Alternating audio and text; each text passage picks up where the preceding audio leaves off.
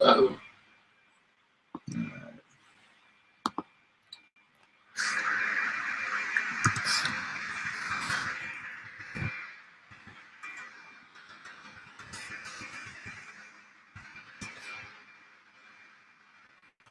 You call him, or are you going to return call us? Well, he's in the chat. He's in the.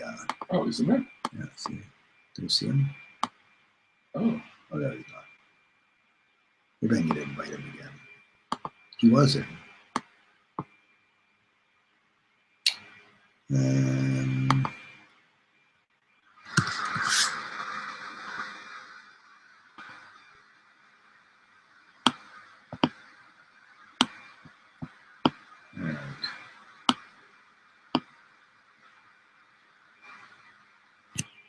think dogs will probably go crazy in that. Yeah, I'm gonna. I guess 7:30. I'll probably keep popping up tonight. Hi, Roland. Hey. Missed call from Jim. Did you? Yeah. Tell him I invited him. Oh, yeah. Tell him he needs to join my inviter. It totally messes up everything. Is that the right one? Oh, I remember.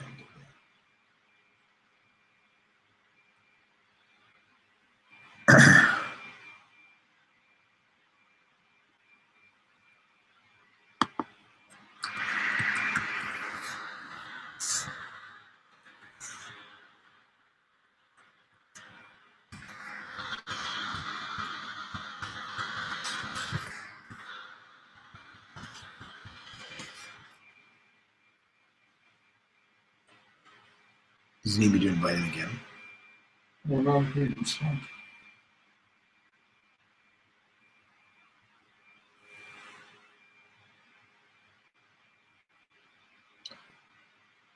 So we're just waiting on Jim here, who has yet to join us. He's pretending that he didn't get our invite. Funny thing is, usually he's like calling us while we're still eating dinner. Yeah, he's like begging, please let me in the show, but not tonight. It tells you what he really thought of this book. Yeah.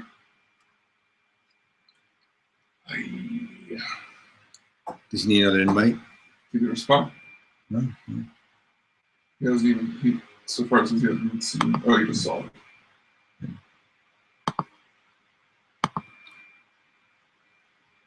Tell me if he doesn't accept the invite after we do everything. You're good. It's the other joy because of the broadcast.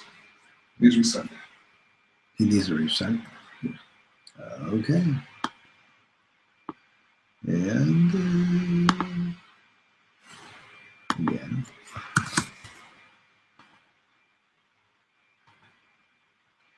All right, invitation posted.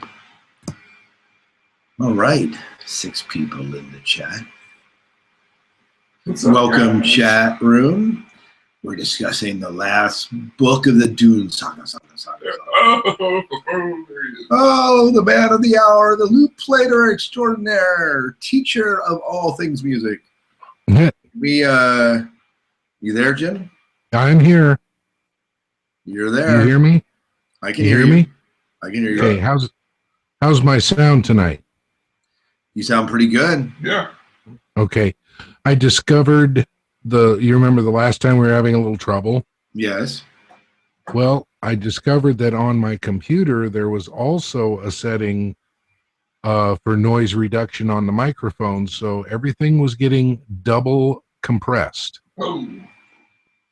So once I shut that off, things kind of got better. Awesome. Roland's saying he didn't like the book in the chat room, so don't hold back on making fun of him. Yep. Because on this show we don't allow differing opinions. He didn't rate it. He didn't rate it very highly. Yeah. Right. We gotta ask what happened to the Zogpop Collective. We gotta ask. It was too expensive to continue, so there's no Zogpod Collective anymore. The app. Yeah. So I wish there was, but I can't justify it right now. Right.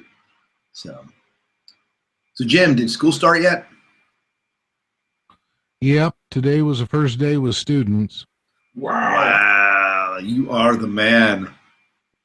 Yeah. That's a Kind rude of awakening. wiped out. Yeah, it's a rude awakening from summer.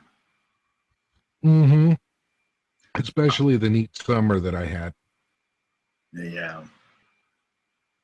Wow. And how late were you up finishing the book last night before?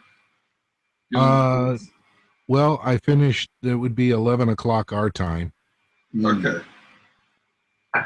It's So only I because I don't kept think that was interrupting too him. bad. I kept interrupting him. He's like, "Shut up! Quit distracting me!" Yeah, I kept throwing in lute music. Yeah, by Bach. It was actually nice. You know, I sat and listened to it for quite a while after I did that show. Really? Nice. Well, see, if it had bothered me, I know where the off switch is. So. You know how to turn off your phone, right? All right, good. Yeah. Okay, so just an FYI for everyone in the chat room and everything. About 7:30, you'll see me popping up and down here repeatedly. No, it'll be like a pogo stick. The reason is, in case you didn't know this, my wife and I run a bed and breakfast here, and my wife is not around, and we have guests that are checking in late. So I will be pausing the show, I guess, or we'll keep it rolling. We'll figure it out. Yeah. Well, we can keep it rolling until conversation is needed. Well, yeah, or something like that. Yeah, we'll figure it out. Yeah. Yeah. I'm quieter. You know, leave the mic.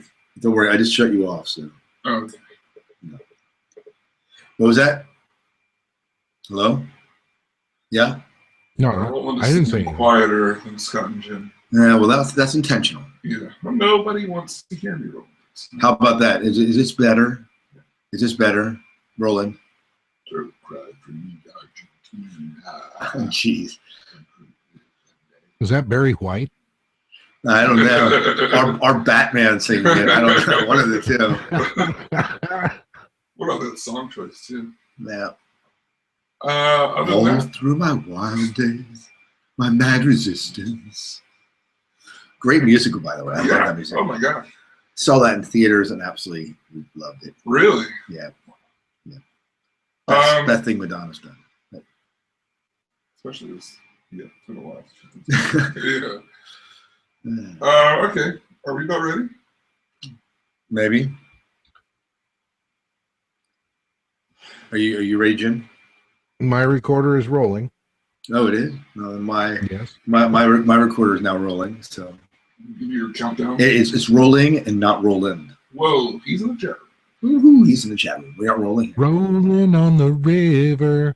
Wow, it's gonna be one of those podcasts tonight. Yeah. All right, are we ready to go? I told you. Yep. Here we go. Lack of sleep. First day of teaching will do it too. Yeah. Yeah. Go ahead and count. In three. In 3, 2, 1. Welcome to the Dune Saga podcast. I'm David Bolton. And I am Scott Herzog. And I'm Jim Arrowwood. And on this episode, we are discussing the last book, chronologically, Sandworms of Dune. Dun, dun, dun, dun, dun. Dun, dun, dun, dun, dun, dun, dun. But yeah. Yes. And it felt like an ending, too. It did. It did. Just a little brief overview. We jump right back in with those that are on the no ship running from the net of the omnious villains. So we know that the machines are back. We have the old Empire getting ready to fight back the machines, and dealing with that, as well as a face dancer overtaking of most of the big political parties and industry.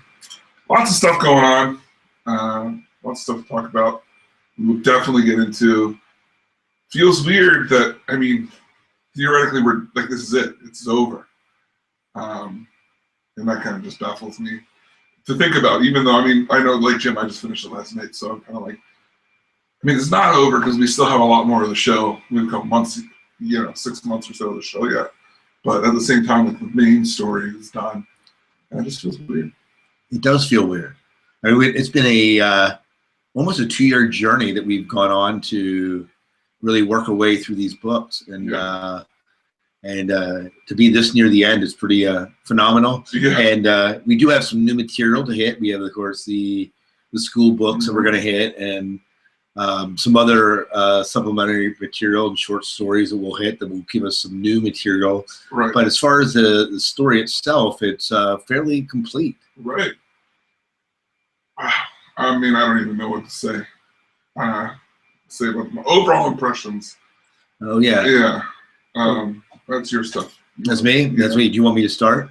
Yeah, sure. Go ahead. Overall impressions. It was a good book. I found when I had read Hunters of Dune that when I had gotten into Hunters, it was kind of like, here we go again. But by the time I hit the end of Hunters, I went straight into Sandworms. And I really enjoyed Sandworms where it picked up. We, of course, have the big reveal at the end of Hunters about Omnius and Erasmus, and that continues. I mean, this really is a war with the Evermind, and them trying to defeat the Evermind, and interesting way to kind of bring that all together.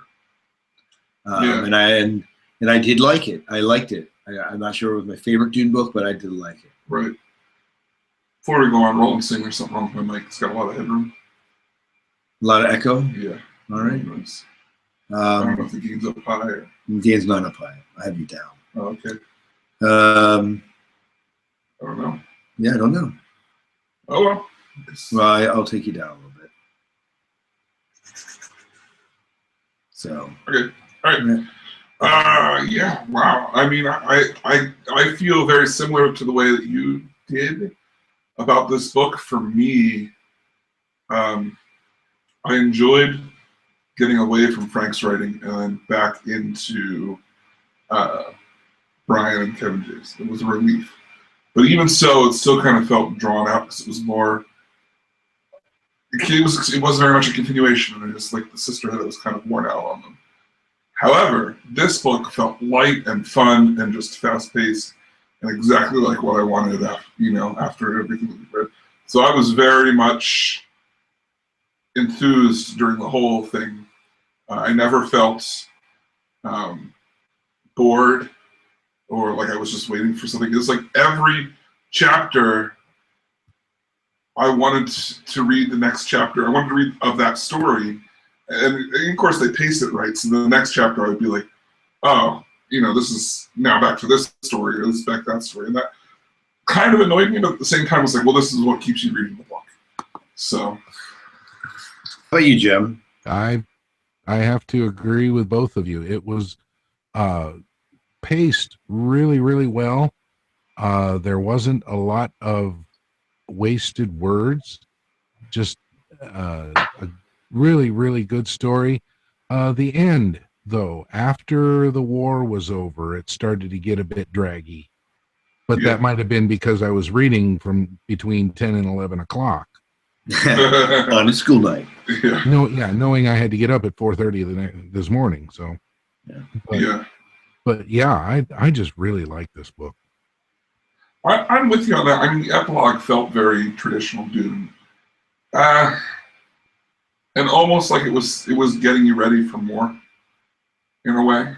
But at the same time, it was very much an ending.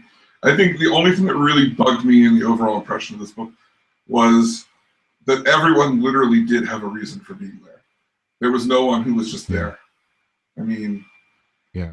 The only one who was almost kind of was Chaney. Was the only one who didn't do anything spectacular. I mean, Yui killed the Baron. Jessica was there for like being all motherly and everything. Alia attacked the Baron. Paul did his thing. Leto was awesome. Everyone had their reason for being alive. Yeah. So, And, as you said, David, I want to second what you said. The door did not get slammed shut completely. Right. And Right. so if they chose to go on, it could happen. Yeah. They would have But the I option. love that last part of the epilogue though, where, you know, Cheney and Paul are out there on the dunes, and Cheney's going to have a baby or babies, and they're just so relieved that they don't have a destiny. They're Yeah. just going to have kids. Yeah. Yeah. I thought that was yeah, great too. I second that. Cool. Yeah. Any other overall impressions you want to talk about? Well, the only thing I would say is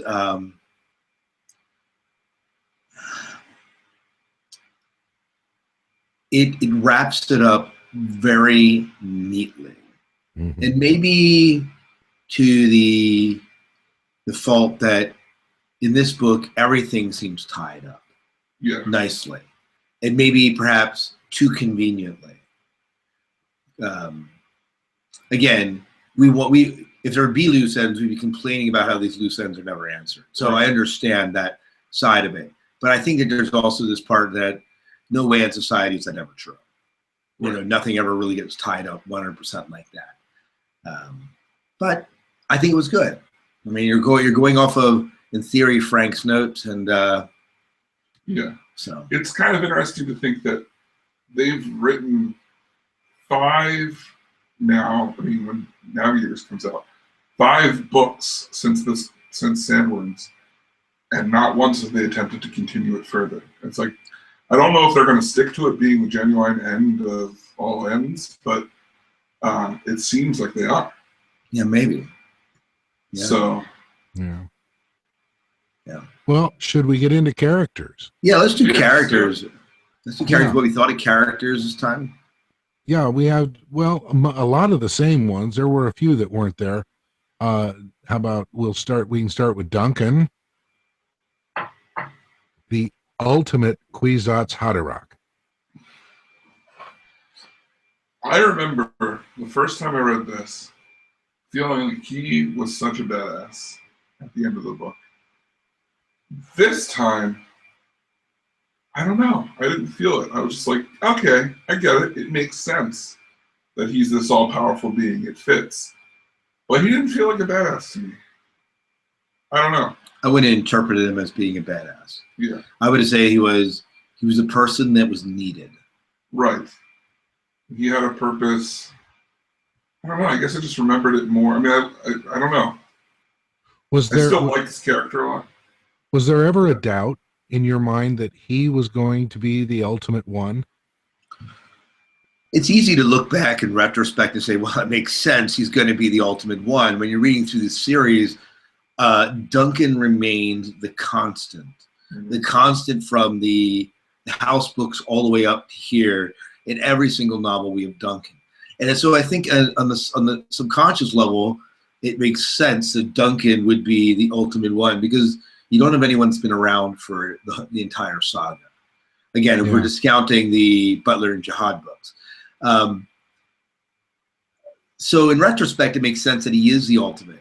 But even going into this book, I did not have doubts. I didn't really, let me put it this way. I didn't necessarily think that Duncan was going to be it necessarily. I was wondering, they had 2 Pauls, later the second. Now, I was wondering, are these other people, or maybe someone else was going to become a Kwisatz, and it ended up being Duncan. Because I mean, the other ones we've had, a couple times. We had the God Emperor, and then now we have Duncan. But Duncan really hasn't shown anything we even have Miles Tagg, which would have been my guess, like who's going to be the Kwisatz Haderach, and he ends up, of course, dying and not being that. But Duncan would have not been if you'd have said Duncan's going to be it, I would have said, well, yeah, maybe 25%. Yeah. So I wouldn't have guessed that. I think I kind of knew, even since the book before, that Duncan was going to be it. Okay, but but I had my doubts along the way. At first, okay, it's going to be the Paul Gola on the Ithaca. No, it's going to be Harkonnen's. No, it's going to be Leto the second. Oh, it's going to be Duncan. No, it's not going to be Duncan. It's going to be, I think I got into that little tangle because until it was actually revealed that it was Duncan, I didn't know. Yeah, and that was mine. When they revealed it's Duncan, I'm like, it caught me a bit off guard. I was not surprised, like when you think back on it, but it caught me off guard. Yeah, I'm thinking the same way. Yeah, I think what caught me off guard the first time, not so much that he was the Kwisatz as much as the melding with the machines blew my mind. Yeah. I remember like, whoa. That was pretty insane. Yeah, and I do remember in the first time I read it, I remember it being more forced upon him than being how it actually happened. In my memory, Erasmus kind of just like grabbed him and was just like, "Hey, I'm going to sacrifice myself to make you the ultimate being," and just like merged with him. But it was like a mutual thing in reality. So. Yeah. Well, that kind of makes sense to me, though, that they did have that merging. Otherwise, the war would have just continued. Right. So. Well, Duncan definitely needed a bandana if he was badass. Yeah. That's a discussion going on in the chat room. Like, he should have a bandana, and that it would have been the ultimate badass. Unless he has a beard. Then it was. I guess you are badass. Oh. That's right. That's right. You are the ultimate Kwisatz. So, what did we think of Shiana?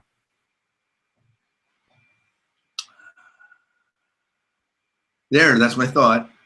Okay. In saying that, I like Shiana. Don't get me wrong. She certainly has her place. One of my favorite places is when she cuts Leto the second loose with the sandworms. That scene when the ship busts open and the sandworms go riding out with Leto the second on top, guiding them, and it's just I just picture this as being, if this were a movie, this would be the scene I'd be waiting for. Them busting on the ship and with the 7 sandworms, rising and falling and destroying things as they go through the city and getting a mind of their own. That was it. I understand Leto the Second's demise at the end, but that scene where she kind of says, "Okay," and opens up the hatch and lets him go. That was one of my favorite moments. Yeah. I felt more so than in any of the other books, I empathized with her. I got her character. I don't know if it was just because the struggle, the action was so much faster, and she wasn't doing the typical Bene Gesserit whine constantly, with the threat of the face dancer and stuff like that, kind of pushing her to action over and over again, and seeing her worn down. Like I felt like I knew her more in this book than before, and I almost liked her a little bit, and I liked the tension between her and Duncan about how neither of them gave into it, but they both were just like, or maybe they did that one time in the hallway, but they both acknowledged that it was there and their limitations and all that stuff. What Roland asked a great question. Like, did they ever explain in Shiana's head how she ends up having Serena's voice? I just don't recall. Erasmus makes a comment that it would have been impossible for Shiana directly to be a descendant of Serena. However, he makes note that he made many clones of her, Gola-like clones, and he even says, "Who knows what happened to them?" So it's kind of this, maybe one of those. Yeah, and that's kind of all we're given. Yeah, so like it's possible that because they're a clone, they would carry her genetic history, so that when she unlocked it with becoming a Reverend Mother, she would unlock the anyway. Yeah. Yeah. So I think that's the best that we're gonna get. Yeah. And then, I think that maybe to me, Shiana and Garimi were a single character, but we were looking at two sides of the same coin with those two. Yeah, I can see what you're saying with that. Yeah. I mean, it's like conservatism and ultra conservatism, and kind of having to weigh down the center of it. Yeah. Yeah. How about Miles? Miles. You know, you said that Duncan is the ultimate badass. I disagree. Because I think that Miles Teg has that honor. Because, man, not only does he single-handedly almost save the ship numerous times, when the last time when he sacrificed himself, what he does, absolutely insane. Oh, yeah. He is by far way more badass than Duncan is, in my opinion. He deserves a bandana around his head and the beard. He's probably too young for a beard, but you know, just what he does and how he pushes himself and sacrifices himself. Mm-hmm. Miles Tay had to be one of my favorite characters in this book. Yeah. You know, I, in my memory, was getting this book, and I don't remember which one of the prequels it was, because I remember it clearly now that I think it was Ricci's or Ix or someplace that got like bombarded, and then they found the survivors. No, it was during the Legends books, I think. They found the survivors, shouldn't have survived the like nuclear holocaust, but they were in caves. Right. And they found them. And I kept thinking, I thought that they found like old Miles on Arrakis in a cave. And I thought that what's his face, the waif, was gonna be there and find him in a cave, and he'd really go, oh, yeah. But I was wrong. See, to me, Miles, was take all the heroes throughout all the series and put them all together, and that's Miles. He just represents the best of everybody. Yeah. Yeah, I would agree. Mm-hmm. Yeah. Well, yeah, I would agree. He does bring out he's like the ultimate hero in a sense. Yeah. You know, he is working. But okay, he is working for the Bene Gesserit, but he is his own man at the same time. You know, here's the thing about between him and Duncan. You had to kill off Miles Teg because you couldn't have Miles Teg be alive at the end because it would have been too much competition for Duncan. Duncan, if he was going to be the Kwisatz Haderach, had to be the only one of those two alive because I mean, again, the one that makes sense to be the Kwisatz Haderach is Miles Teg. So you have to pull him out of the picture. I don't think it makes sense for him to maybe a Kwisatz Haderach, but not the ultimate Kwisatz Haderach.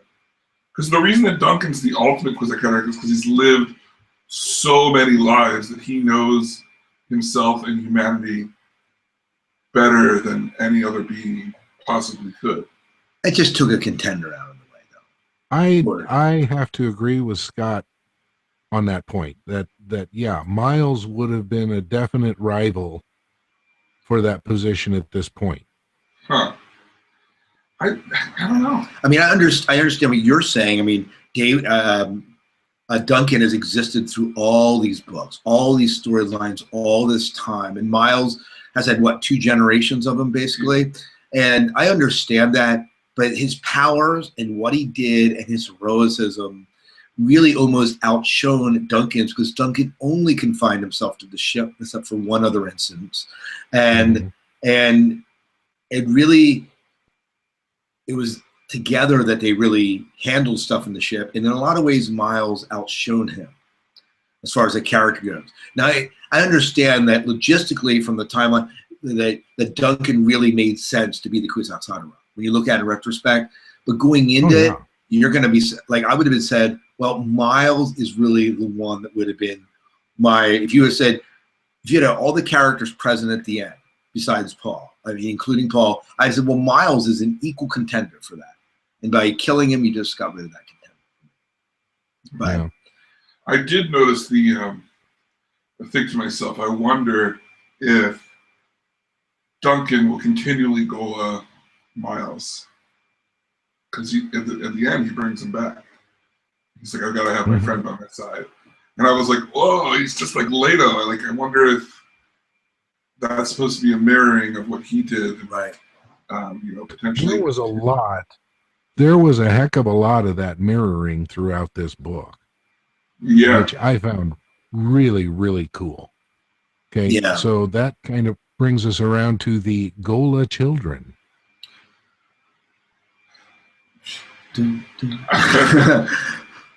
I love Leto.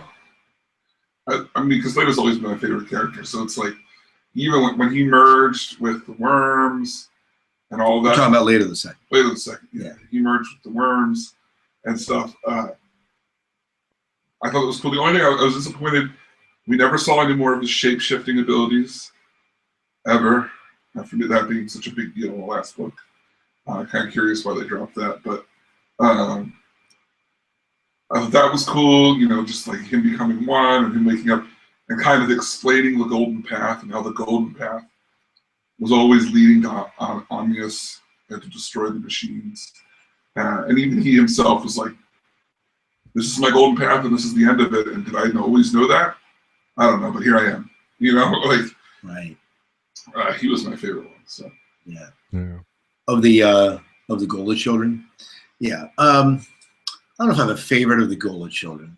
I mean, there was something very noble about Fufir and Stilgar staying back in that planet to help them kind of battle things. Certainly Paul and Cheney. I mean, it was great to see these characters, but none of these characters really were the original characters that we knew and loved and really never developed that far. Except for Yui was the only one that I really felt was Yui. Yeah. Because he was also awoken. And you probably saw his struggle the most. Yeah, and I liked that. We finally got some time. Yeah, we have some depth. This is really the first time we got a lot of depth with Yui. Yeah. So I agree with that. I think Yui was probably my favorite of the goals. Because of that. He was good. And even for being a face dancer, I like the idea that they were like, was the mimic so strong that at times he didn't even realize he was a face dancer? I liked that aspect, because he went to save Leto and all that stuff. Yeah, well, Roland was asking a great question. He said, I feel the authors relied too heavily on an emotional attachment to the Gola's previous lives. And I understand that. But I think in the case of Yui, you didn't get that because you don't know much about his prior life. We actually get more about his prior life here. Well, I mean, I don't know in the house books. Okay, maybe it's the betrayal that we don't really get. We get a much fuller view of the betrayal in this book than we've gotten before. And how about his re-betrayal? I forgot about that, and I thought that was excellent storytelling there. Well, his re-betrayal, but he was deceived. Still. It was like cursed to always commit the, Yeah. Okay, now I have to ask, if we're talking about the re-betrayal, we must talk about the two shapeshifters that take the form of was it Fufir? Fufir and the rabbi. Was anyone here surprised that they were the two? Okay. Well, I will say, it's been a long time since I read the book, and someone, let's just call him Roland, mentioned it to me. It's like, I'm at the point where they discover that Thufir's a face dancer. I was like, dang it, Roland! I forgot that. So I remembered that part. However, up until right before it was discovered, I had forgotten that the rabbi was also one.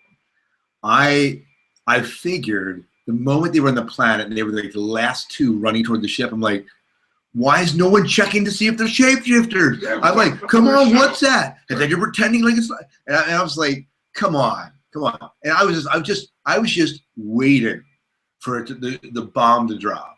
And so when Fufir was discovered, Guru, I was like, Rabbi, you're it. And the rabbi just became more and more the obvious choice as it went along. And man, Ganimi in there, woo, she kicked ass. Yeah. She was like River in Serenity. Yeah. She drops down, takes out it's like, whoosh, you're damaging my calm. That it's awesome. So I was just it was just good. Yeah, Thufir and the rabbi coming back late in the last book was definitely they came back and just got on the ship, and it didn't feel exactly right. Right. And I just kind of didn't even remember that. I just said, okay, well, maybe it's a plot hole. I don't know. But when it turned out to be Thufir, that one surprised me. The rabbi didn't. You expect they actually revealed the rabbi before they revealed Thufir, because Skytail in the meeting with him, and he walks by, and Right. Skytail smells it and makes that humming noise that makes him shake or whatever. Right. Yeah. Yeah. How about Skytail? That was pretty awesome, by the way. Go ahead. These face dancers must have really been good because nobody could detect them. Yeah, definitely not until they had one of the bodies to study. Right. Yeah. Which makes you wonder why they didn't do that before. They had how many bodies of them that crashed into it? Yeah. But well, even Skytail couldn't tell right. that they were face dancers, and he's a master. One of the things that I thought was like, okay, we know that sandworms can detect face dancers. Let's just cycle everyone through the sandworm room and see how they react, right? Let's see those, because they went absolutely nuts when Thufir went in. Yeah. And, let's get everyone and cycle them through. But I guess the sandworms were kind of unreliable. I mean, I understand why they did, but that was my first thought, was like, cycle them through the sandworm room. So. But. Should we talk about the Evermind and Erasmus? Yeah. I liked... People said they didn't see growth in their characters. And I thought that their characters... You saw more of the flaws in Omnius, that he wasn't the fool himself. And you saw a lot of growth in Erasmus and his understanding of humans. Yeah. And I mean, he still was brutal. Really likes the lady. Yeah. He wants to be a lady. I liked that part about them a lot. And that the discovery that Erasmus was pretty much always in control to a degree. Yeah. Yeah. I might have to check on guests here. Yeah. Okay. So we now pause.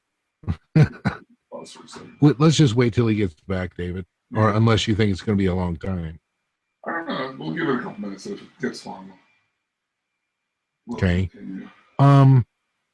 So anyway, while I've got you there,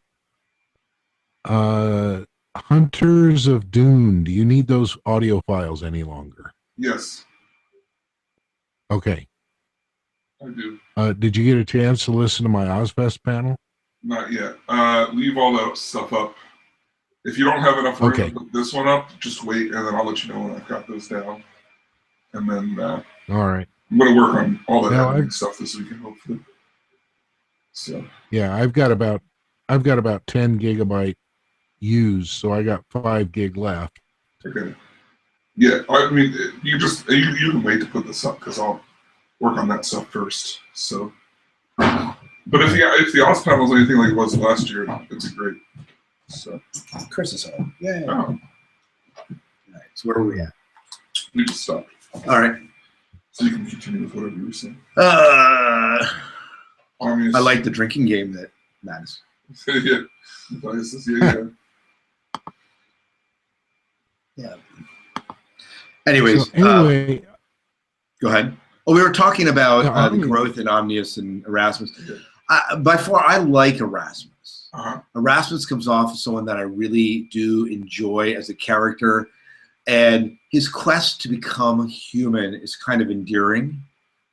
Although, as Duncan suggests, we don't know what's waiting for him on the other side.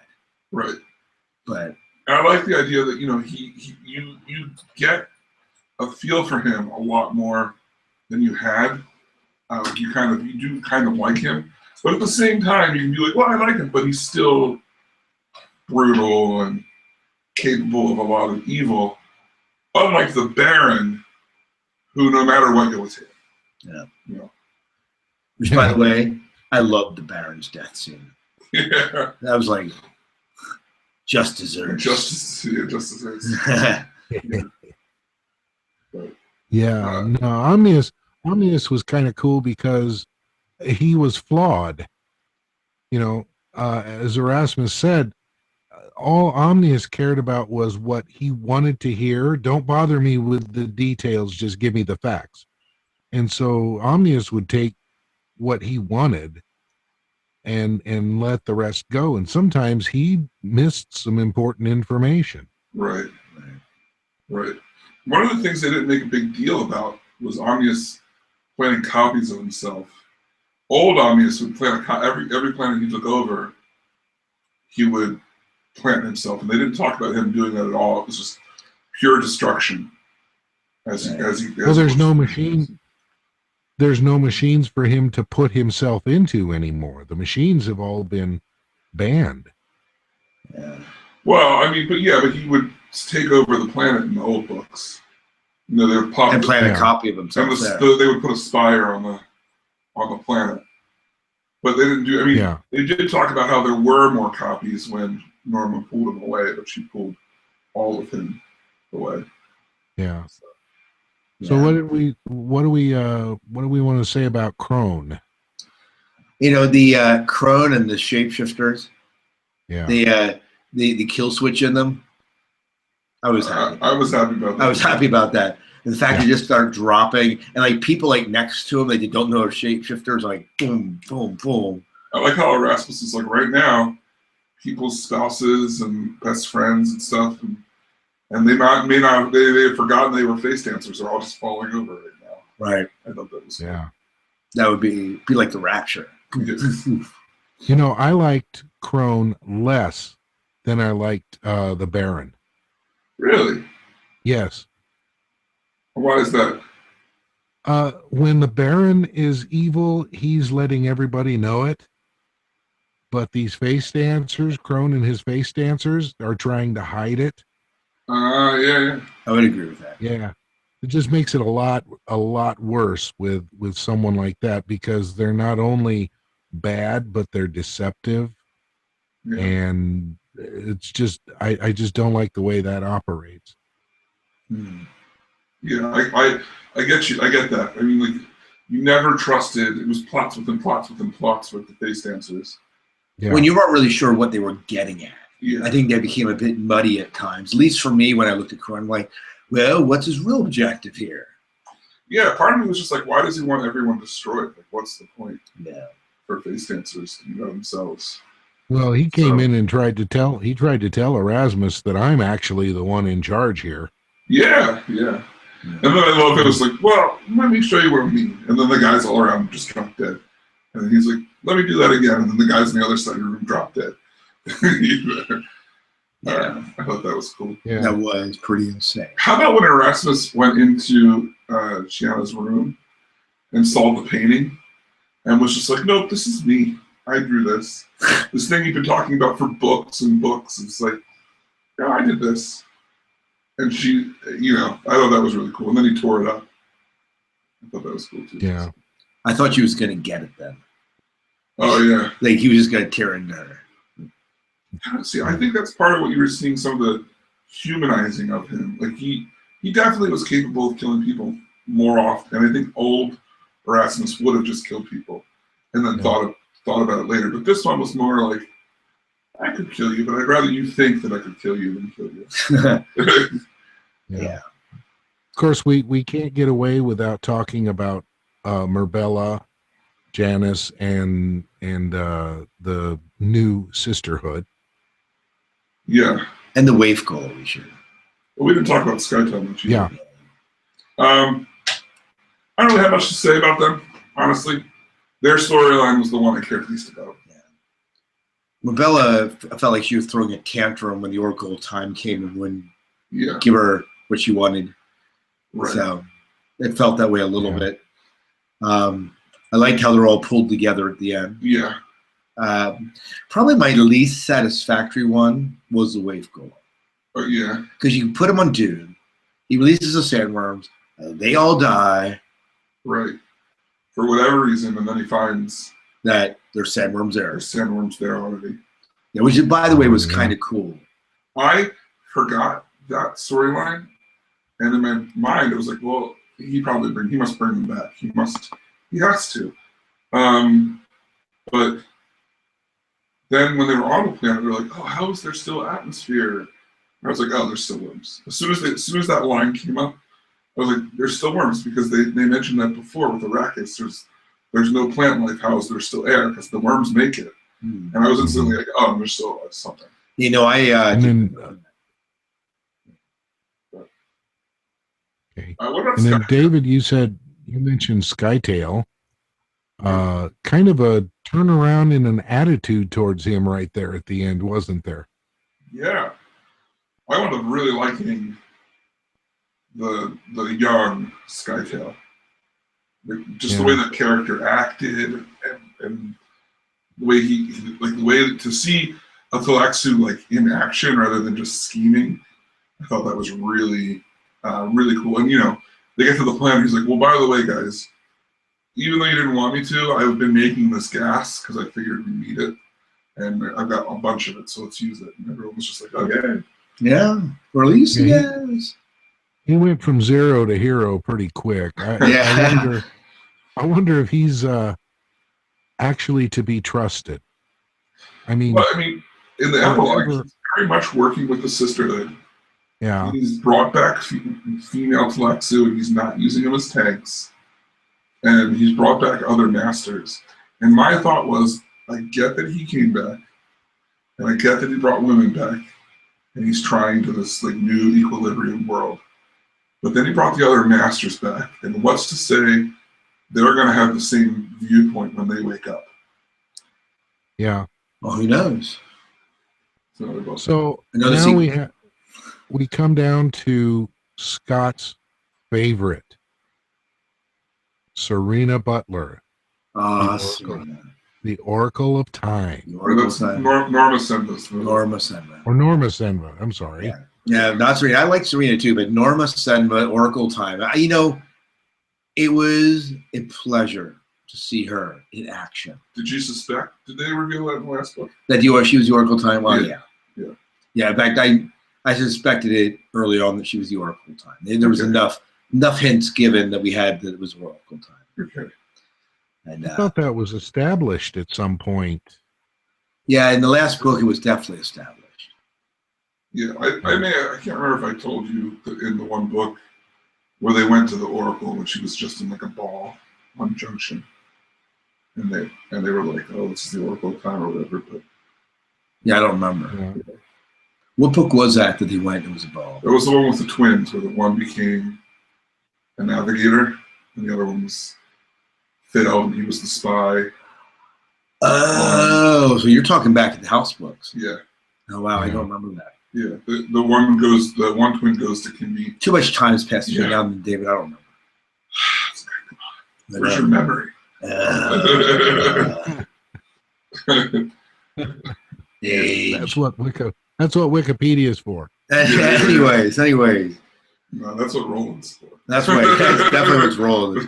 Our yeah, our personal Dune Saga podcast mentor. Yeah, so Norma, I love Norma. Always loved Norma. She's my crush in this saga. I like how she couldn't remember what she should look like. I thought that was cool. She comes back, she looks beautiful, but then she shifts back into her ugly self. And then she's like, wait a minute, I shouldn't like this, and she's just a floating head. Yeah. I kept picturing Wizard of Oz then. Yeah. Wizard of Oz head. Cue. Give her a break. It's only been 15,000 years. I mean, come on. If after 15,000 years you look this good. Yeah. Is there anyone we forgot to talk about? I think we dissected the characters pretty well. Let's move on into any points of plot that we should chat about, and maybe we can kind of combine that with themes as well. Yeah. Okay. Well, let's cover some themes, and then if there's anything we missed, we can bring it up. So, the themes that we talked about was like the way life aboard the Ithaca had changed over the decades, and kind of starting like being nomads. Right. How that was.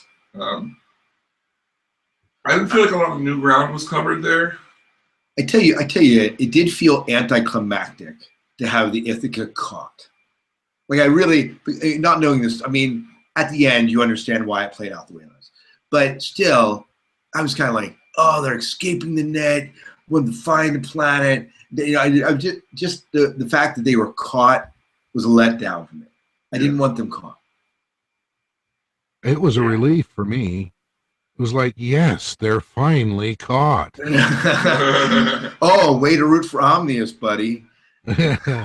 No, I just, it was like, how are they going to get away again? And how are they going to do this? And it was just, it was time to get caught and resolve this, 30-year journey? Yeah. I'm going to be with you there. They could not find a place to settle. There was no place they could go where they didn't almost get caught. It just started becoming tedious. Yeah. And it gave Miles a chance to shine too. Yeah, absolutely. We've got the storyline of the new sisterhood. This, I thought, took a reverse of what we had seen in the other book, where she brought them together and made them more Bene Gesserit. And through disaster and stuff, they almost started to become more honored matres. Because she even says, like, oh, I'm letting my honored matre part out, and we're just going to throw ourselves at the machines. Mm-hmm. And I thought that was the only real interesting thing to me in this story. I didn't really care. I mean, like I said before, Mother Commander was my least favorite part of the book. Not that it was bad, I just didn't care. Yeah. They kept getting screwed. I think that's the thing that so they get these planet disaster bombs that don't really go, and then they just kind of randomly one goes off, and there was too much. I felt like the cards were stacked against them almost too many times for me to care. Yeah. And they made a valiant effort, and they brought all the worlds together, and so that was kind of cool. The ability to do that, but still, I just didn't do much. Yeah. No, I kind of thought though that all the way through, I was wondering how long are these women going to allow themselves to be pushed around before they finally say, that's enough, this far, no farther, and before they came back and viciously as honored maters rather than Bene Gesserit. Right. No, I agree. In one way, that fierceness serves them well at the end when they say, well, we're just going to go and destroy the fleet and sacrifice ourselves. We're going to do whatever we can. It kind of, that sort of fierceness is what drives them there at the end. Mm-hmm. Yeah. So. Another big plot point we have is the Erasmus and Omnis' search for the exact cataract of their own. Right. Yeah. I was not surprised that they had Paolo and Paul face off. No surprise at all. I was also not surprised that he became not evil once he remembered himself. I kept thinking, once he remembers his past, every other goal the old them gets wiped away. I was disappointed though that he couldn't pull himself out of the trance. Yeah. A little bit, but. Yeah. I was seriously surprised that Paul didn't win. But he does win, in a sense. I honestly was waiting for Yui to cut open the one paw, take the heart, and put it in the good paw. You know what I mean? Right. But then he even said he couldn't kill him because he was still Paul. Right. So, Yeah. right. You know, there was the one theme in this book that I really enjoyed, or plot point, or whatever you'd like to call it, was, and I think we mentioned it a little bit before, how Yui was deceived into killing Leto again, and Jessica was there, and he became the goat again, and then he was able to redeem himself and things like this. I'll tell you, you know, just a miniature play from the original story. Yeah. That was neat to me. I really like those little flashbacks that they made to previous books and previous stories. Yeah, I enjoyed that as well. I forgot that he killed Leto again, and I thought that was great. Yeah. For a split second in the epilogue, I thought him and Jessica, that was their child. And I was like, they named another kid Leto? I mean, come on. That was the Golo Leto, which made more sense. Yeah. So, anything else in this area? My favorite part of the book, I agree with Scott, my favorite part was the worms and seeing Leto kind of merge with the worms. Yeah, that was pretty freaking cool. That would be the scene that I would want to see in the movie. Yeah, for sure. Jim, you want to take us into the next area? Yeah, we got some favorite quotes, and I put mine up there so nobody steals them. So, Scott or David, which one of you would like to go for your favorite quotes? I have one. Okay, go ahead. I have one quote, and it's at one. I think it's near the end, and it's this romantic quote where he says, "My Sihaya," he said as he held her, "I have loved you for 5,000 years." Such a beautiful quote there. Nothing revolutionary, but just something very loving. That is neat. Yeah, I like that as well too. That was very romantic, very just kind of, it just encompassed the characters well. Was that the last quote of the book? It's not, is it? It is. It is. And it's wonderful. It's a wonderful way. It's the two cowboys riding off into the sunset. It's whatever you want to put it, as they stand on the dunes. It's just Paul and Chin. Yeah. And you know something? At the end of it, with that quote, to me, it's like, and I thought this last night as I finished the book, we've gone through all this crap for 15,000 years, and it could have been all avoided if everybody had just gotten along like that in the beginning. Right. Well, I mean, the robots, yeah. Yeah. But yeah. So my quote, I liked it when I was reading it last night, and I know you saw it. I put it online, Jim, but it made me think of, I guess, maybe kind of current events too. And I said, our shared humanity should, by definition, make us allies. In a sad fact, however, our very similarities often appear to be vast differences and insurmountable obstacles. Mother Commander Marbella says that. And, just everything's going on in society right now. It just fit for me. So I like that a lot. There were a few of those like that. Well, I'll tell you what, I put down 3 here, but I just picked 3 that sounded cool, but the one that I really wanted is my third one. And this is from the text on page 414. After Miles succumbed to trying to save the ship, it says, Miles used up his entire lifespan to give us the repairs we needed, and I couldn't break us free. That's Duncan. He shouldn't have done it. And then Shiana fixed a hard look on him. He shouldn't have tried? We're humans. We have to try, no matter what the odds are. There are never any guarantees. Every action in life is a gamble. The Bashar fought to the last instant of his existence because he believed that there was a chance. A beautiful quote. Yeah. Beautiful quote. It sums up Miles all in just a few lines. Yeah. Well, why don't you read your other two quotes as well, because I think they're good as well. Okay, well, the other was true loyalty is an unshakable force. The difficulty is in determining exactly where a person's allegiance lies.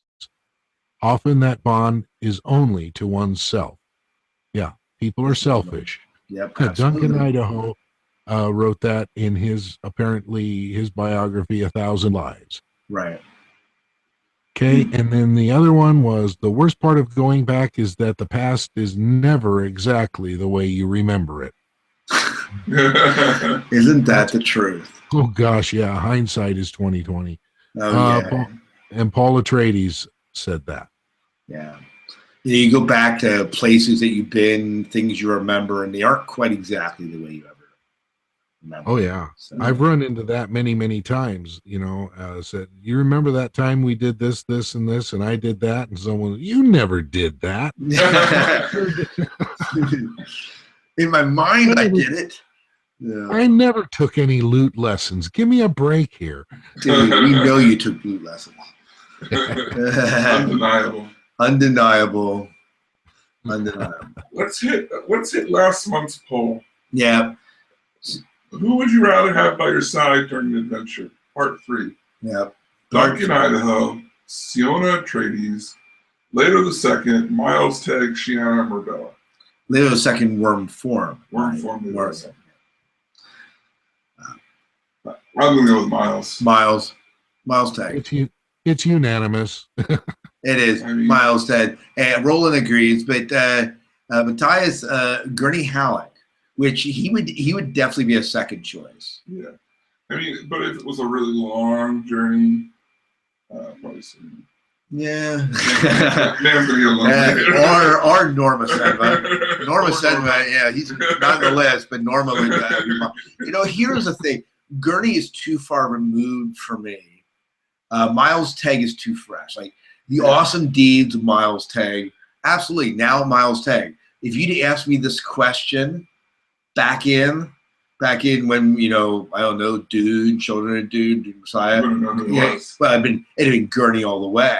Yeah. I would have, because I think it was fresh. So. Right. Right. Next month's poll. Oh.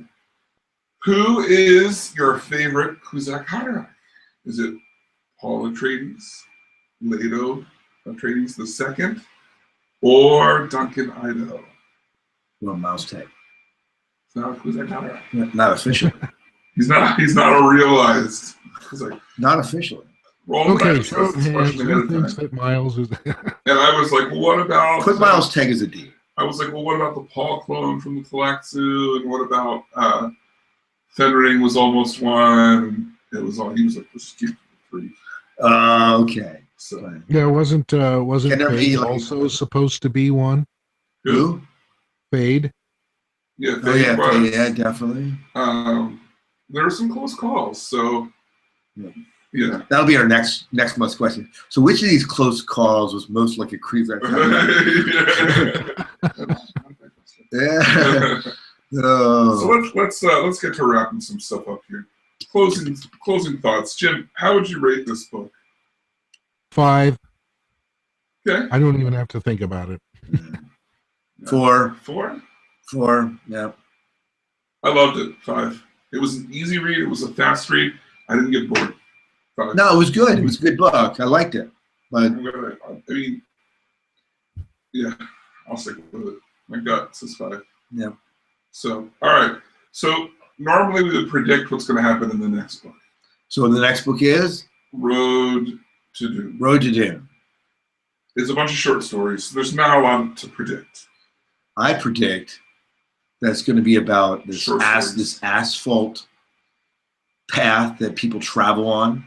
Is it on the way to a place called Dune. Oh. Hey, wait a minute. With yellow stripes and everything. Yeah, right. And if you're going one direction, you stay on one side. And if you're going the other direction, you stay on the other side. Right. Whoa. Whoa. I think we've all gone Ooh. around the bend Better here. if you give me some catnip. I'll be good to go. Yeah. Yeah, I mean, I don't know this much. I mean, I can't even predict what's going to happen in Sisterhood. I mean, we're a couple months away from reading that. Yeah. So there's not much to predict here. Road to Dune, though, is going to be fun. Yeah, I think it's gonna be very weird. That's gonna be a good discussion because that stuff's not considered canon anymore.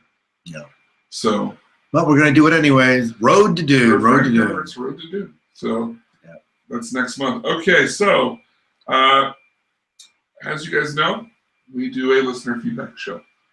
And on our listener feedback show, we talk about things that you guys want to talk about. And your comments about the books, any of them in any order, it's all up to you. To be a part of that show, all you have to do is email us at dunesagapodcast@gmail.com. Hit us up on Twitter at Dune Saga Podcast or on Facebook, facebook.com/DuneSagaPodcast. We also have a voicemail line. Should you ever want to call, leave a message, or you can email us an MP3 if you prefer that. What is our voicemail line? It is 1-260-577-CHAT. That's 1-260-577-2428. Yeah. And we would be remiss without giving Roland's rating of this book. Oh, boy. He gave it a 2 out of 5 because he absolutely loved it. Yeah. He told me personally, he said there was so much loot in his head while reading this book that it just made it so enjoyable to him. All right, maybe distracted him. Like the loot playing was just so absolutely amazing that he said, I just can't concentrate on the story. Yeah. Yeah, so loot. Yeah. I'm headbanging. Yeah, so headbanging is some loot. But see, I love the music of the 50s. That's right, because they were always headbanging in the 50s. Yeah. Of course, we want to thank our Patreon supporters. Absolutely. You can head to Dune Saga Podcast on the patreon.com website and check out our subscription plans there. Thank you for everyone who takes part in that. Make sure you check out the calendar to see when we are going to record our next Road Dune, sometime in September, probably. Yeah, about a month from now. Yep. So. Yeah. So that brings us to the end. So once again, for the Dune Saga Podcast, I'm David Moulton. I'm Scott Herzog. And I'm Jim Arrowwood, and may Shai Hulud clear the path before you. Very good. All right. We are going to take wow, that was under an hour. Really? Barely. Yes. Yeah, 59 minutes, 37 seconds. Woohoo! You know, there wasn't a lot of plot in this one to talk about. Yeah. So. Well, you know, to me, it seemed like more that there is too many details that we could have touched on. We could have made this a 3-hour show. Right. Yeah, I think it's a little bit of both, honestly. Okay. We're going to take a break. Stick in the chat room if you're there. We're going to keep the broadcast going. We're going to stand up, walk around. Then we are going to put our show notes together, and then we will record the listener feedback show. So give us about 10-15 minutes, and we'll be back before that, but we'll probably be putting our show notes together. So won't take us long. Yep. And we shut this off. And I'm just worried that I won't have enough space in this one. What's wrong with that? All right. Go down and get you some coffee so you're not yawning.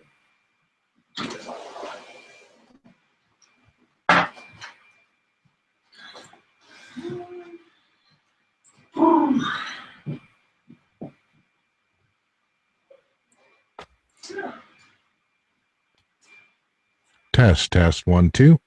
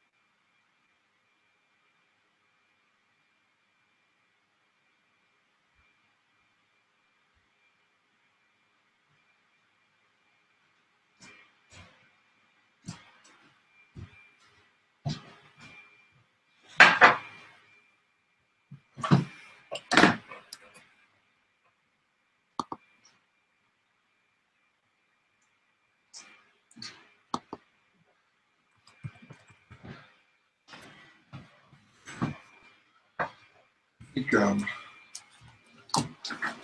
can probably watch Ant-Man with Kiefer.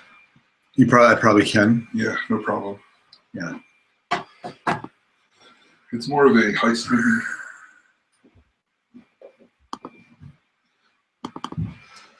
Let's feedback Lynch's do. I don't want that one.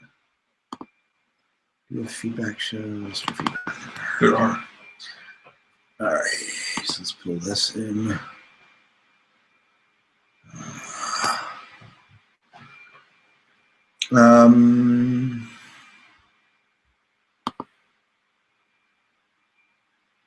The Do you see? reviews are new. Go ahead. The reviews are new You put new reviews in. at the bottom. Yeah. So don't erase those.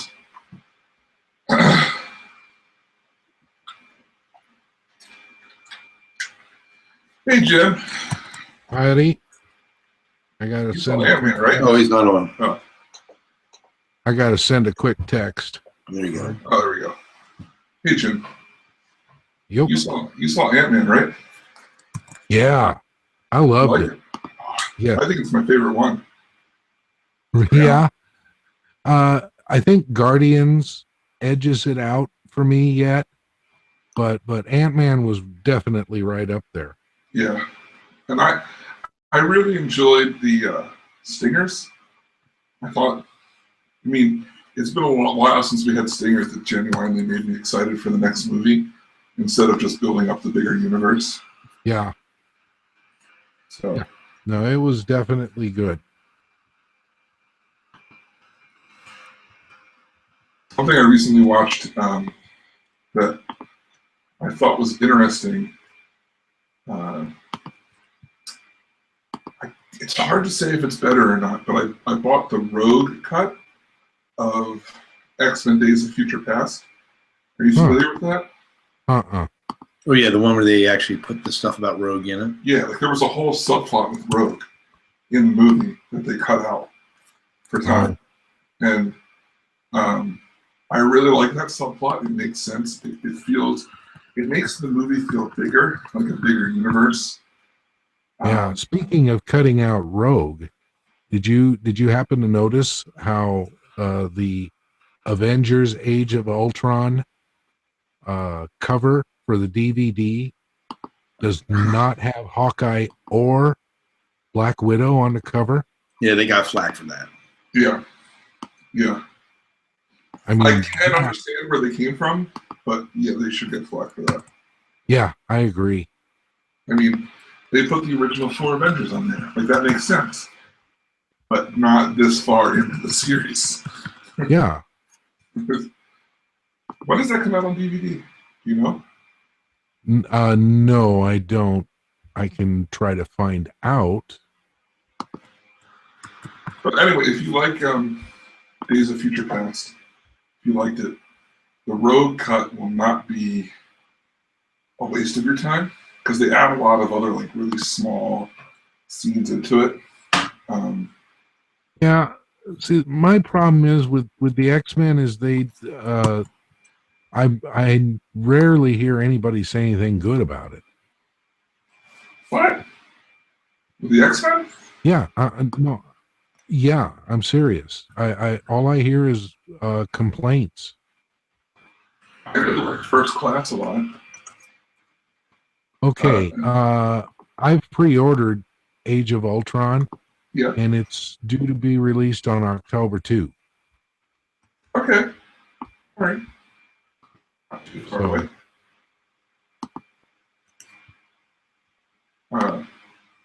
Yeah, I mean, I guess I get that. The original series, X-Men 3 was horrible. Origins Wolverine was bad. The Wolverine was mediocre. But I liked Days of Future Past, and I liked First Class a lot. Yeah, First Class I actually have, and I did like it. Now, Go ahead. before we completely trash Marvel for their oversight on the Avengers Age of Ultron 2-disc Blu-ray disc combo pack, they do have all of the cast pictured. Okay. It only costs $78 more. No, it's $24.99 That's not bad. at this point. Yeah. I like the Age of Ultron. I'll definitely buy that movie. Yeah, I liked it. Chrissy liked it too. She wants to see it again. Yeah. You know what I actually want to do is sit there with the remote and run it in slow-mo and watch all those battles. Yeah. They're so fast and there's so much going on. Yeah, it's just incredible how much is happening and how much, you know, even going to the theater the second time I picked up that I missed the first time through. I may have asked you this, but have you seen Ex Machina? I bought that Saturday and I haven't seen it yet. Okay. Because you I can't heard watch it with Chrissy. That's what I've been told. Yeah. Definitely don't watch it with her. So I got to wait for an evening where she's in bed early or watching cartoons in her mom's room or something, you know. Yeah. It's really, really good though. You didn't see it, did you? No. See, now you're one of the few people I've heard say that it was good. I've heard a lot of people trash it. I think, well, I don't know. Maybe the people you have talked to that haven't liked it are sci-fi people, but all the people that I've talked to that didn't like it were not sci-fi people. I know that John and Heather Phrase both liked it. Liked it. Yeah, I thought. I mean, it's very indie. It reminded me of Primer, which is one of my favorite movies of all time. I didn't like Primer. Oh. Really? No. That's the time travel movie, right? Yeah. I hated it. Really? Too slow, man. Not a treadmill movie. Oh, well, no. Not like, when's the action gonna happen? It's a slow thought movie. Have you seen Primer, Jim? That's one worth watching. Sorry, Scott doesn't think so. Something in my throat. You could watch that one with Chrissy, but she'd be bored. Yes. Primer? Yeah, Primer. You know, it's that thing you put in the walls and then you just watch it dry. That's the way it feels. It does. I thought it was smart. There's no doubt it was an intelligent movie. But I typed Primer into Amazon and I got mineral infused face primer, Maybelline New York baby skin instant pore eraser primer. Yep, that's it. That's also it. Use all of those minerals. See what it says for movies. Yeah. Okay. Did you get the summon? Yep, it's ready. I'm ready to go. Yeah, ready to go. Well, go, machine. We didn't really have any Facebook stuff, did we? No, I checked. Okay. I can watch it on my Xbox. I can rent it for $2.99. I wonder if it's in Redbox. I don't think so. Is that another one of those that Chrissy should watch? No, she can watch it. She'll just be bored. It's too PG-13. Okay. Yeah, it's pretty clean. It's just slow. Oh. I don't mind slow. You know, like you remember Moon? Yeah. That was slow. But it was good. That came out recently that someone said was just like Moon. Oblivion. Oblivion was like I didn't think Moon and Oblivion would be a comparison. They're both good movies. Because they're both on he's on Earth, but doesn't Moon have like different sectors on it? Yeah. Yeah, that's the part that everyone said was the same. So, I'm ready to go. You ready to go? Let's do it. I'm ready to rock and roll. All right. In 3, 2. Wait. I got an Arma project here. 2, 3. I'm not ready. Not ready. 4. I can't count any farther. Not ready. Okay, I'm ready. All right. In 3, 2, 1. Welcome to the Dune Saga podcast. I'm David Bolton. I'm Scott Herzog. And I'm Jim Arrowwood. And this is our listener feedback show for Sandworms of Dune. Of course, let's just go over the ways that you can be a part of this show in the future. You can do so by emailing us at dunesagapodcast@gmail.com. Mm-hmm. You can join us in the chat live while we record. Check the calendar on dunesagapodcast.com to find out when we're doing Great way to interact live. Yep. We'll respond to you on the show. So hi to everyone in the chat room right now. Absolutely. You can follow us on Twitter and interact with us there at Dune Saga Podcast. You can also hit us up on Facebook, facebook.com/Dune Saga Podcast. And there is the mysterious and ever so coveted, so much that no one does it, call-in number, which is 1-260-577-CHAT. 1-260-577-CHAT. That's 2428. Yes, you too can enter to win. Of course, you can send us an MP3 if you want to edit yourself down so that you sound all pretty. Yes, absolutely. So, before we go any further, I want to say thank you to all our Patreon supporters. You know who you are. Find us at patreon.com/Dune Saga Podcast. There's some great ways to help support, keep the show going, kind of help us pay for the books and hosting and all that kind of stuff. Absolutely. So it's great. Thank you. So without further ado, Scott, let's talk some listener feedback. Before we do, Jim did bring a very good thing up in the chat room that we really should. We'll open up the discussion here before that. We forgot about the sea worms of Dune. You know, it's book 8 in the series that we aren't going to read because it hasn't been written yet. Called Sea Worms of Dune, but Sea Worms of Dune, the ones that create the most potent form of spice. We didn't even talk about the ultra spice. Ultra spice, and it's the one that takes Paulo and makes Paulo and it makes him Pablo, and he makes him comatose. So I can't even speak here. But the ultra spice. I am on the ultra spice. That's right.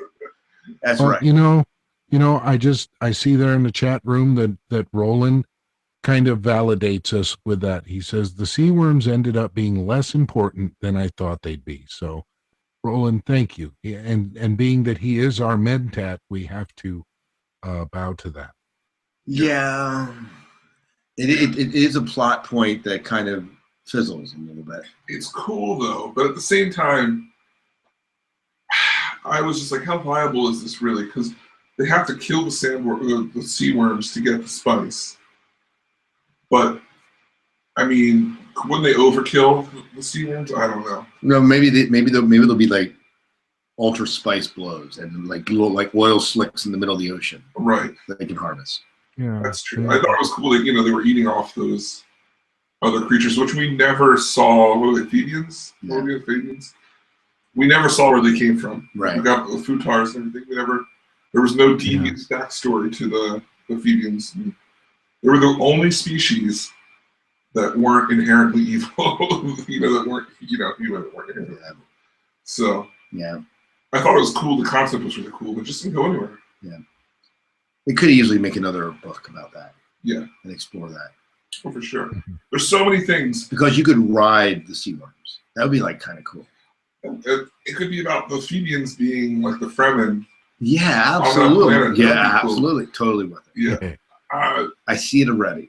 There are so many angles that they could continue.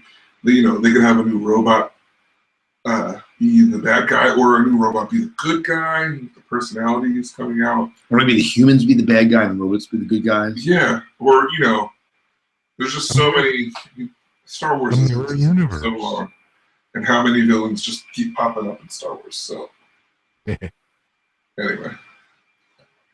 Yeah. All right. Now we'll get into listener feedback. Okay, let's hit the listener feedback. Kim wrote in, and thank you so much, Kim, for writing in from Denmark.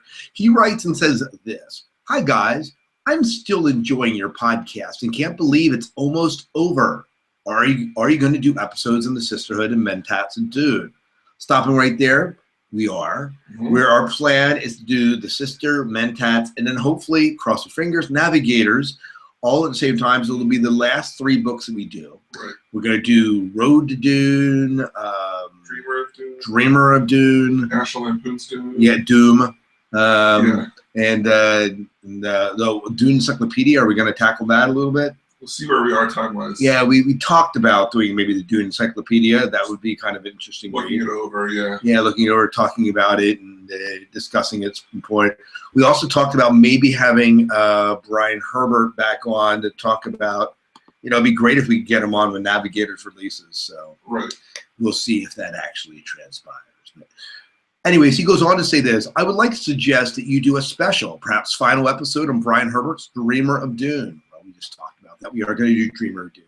You could even follow your established order of dissecting the books: favorite scenes, moments, characters, quotes, Goodreads reviews, etc. Best regards. The book gives a certain perspective on Frank Herbert's Dune books, and I would like to hear your thoughts on it. Besides, I think it'd be a proper way of saying goodbye to the universe, the books, and the podcast. Best regards, Kim from Denmark.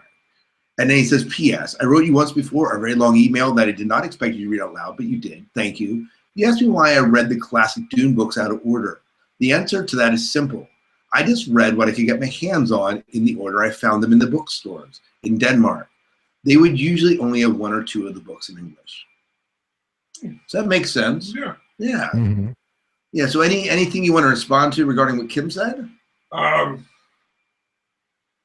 think we responded to where we're going. Yeah. And that's exciting. Yeah. And, there will be a time where we say goodbye to the show, either for a hiatus until Navigators comes out or somewhat permanently till the next whatever comes out. To whatever we decide to do next. Yeah. The show, the Dune Saga podcast, will obviously be laid to rest. Right. At least for, unless something important comes out in the Dune universe and we say, hey, let's do another episode. But, yeah, but we will probably do some sort of literary review. Yeah, it'll turn in the sand trout that are this is the Dune Saga podcast. Right. Will form together to make some sort of giant worm-like Creature. literary review creature with a loot riding on its back. Yeah, I mean, some things will never die, and the loot joke will go on. Yeah, it's absolutely.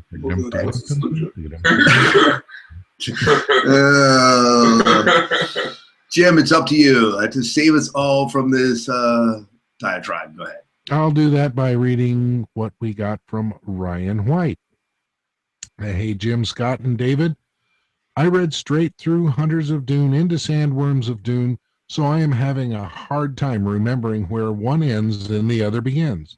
I was really hoping for more from this book. It did wrap up the loose ends from where Frank left us at Chapter House and then Hunters of Dune, but wrapped it up too quick for me at the end. It's hard for me to believe that the Oracle of Time swings in and takes Omnius from the universe. Erasmus decides mind meld with Duncan to become a powerless shadow, and Crone and his minions have the plug pulled on them after 2 books of buildup. Without these things magically happening, the book might have been interesting. Here are some things that stuck out to me. How obvious was it that Thufir and the rabbi were face dancers? How could no one on the ship notice or even think about it? You want to take these points one at a time? Yeah, let's do that. And actually, before we get that, when he talks about pulling the plug and Crone and the face dancers, I instantly had this picture of the Matrix. When they're trying to phone out and like Cypher gets killed and they yank the plug and he like drops. That's what I'm picturing with the face dancers when that happens. See, I thought that was a fitting like coup de grace of the face dancers. Yeah, I liked that. I was fine with that. However, Norma coming in and just sucking up Omnius. Even when I was reading, I was like, "What? I mean, how does she know?" Oh, I don't know, whatever.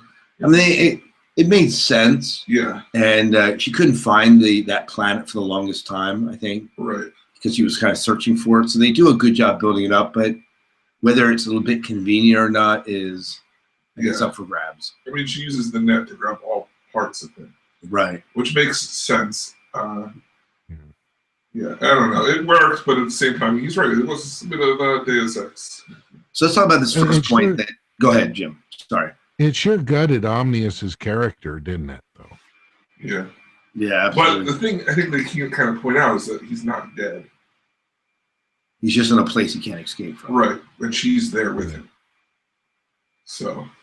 But as far as Thufir and the rabbi were concerned, it was a surprise to me because I guess, I don't know if I wasn't paying attention or what the deal was, but Thufir, to me was one of the heroes, and I didn't know. I guess I didn't want to think that Brian and Kevin would do that. Well, I think in our review of Hunters of Dune, we were kind of, all three of us were kind of like, how come nobody's thinking about this? So frustrating. Right. So it seemed obvious to us that it should have been. But how much Star Trek have we watched? Like, how many times have they done that on Star Trek? So, I know.